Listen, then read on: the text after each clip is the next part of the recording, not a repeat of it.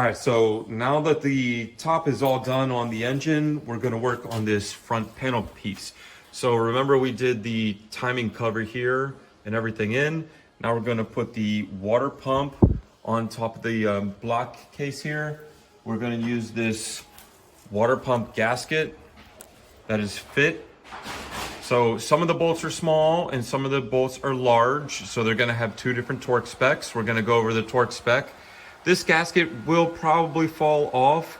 So I always say not to use RVT around these pre-made gaskets, but you're gonna have to put a little bit on here just to stick it to this so that you can hold it there while you're putting the water pump on as well.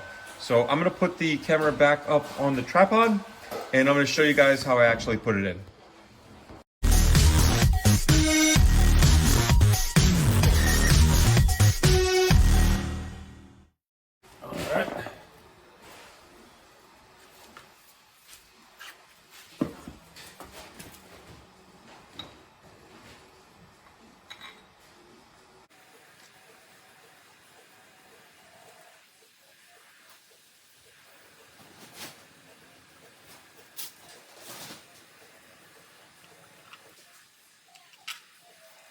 All right, so I put 2 bolts in just to set it.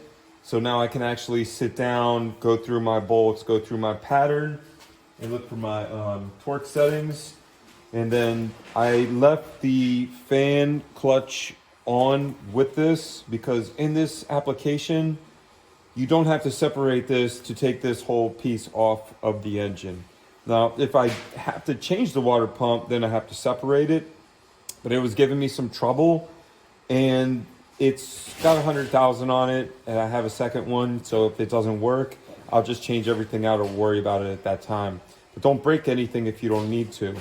So now that we have the water pump, the pulley, and the fan and clutch in, we're gonna tighten all this up to torque, and then I'm gonna move on to putting on the harmonic balancer right here. So now I'm down to the next portion of the engine. I put this long brace in and the power steering was already in here. I didn't have to remove it or remove the pulley, thank God. I did have to install the air conditioning, which I'm still doing right now. So these are 1/2 inch and 4 bolts will go in here. And there was a long one to go into the block here.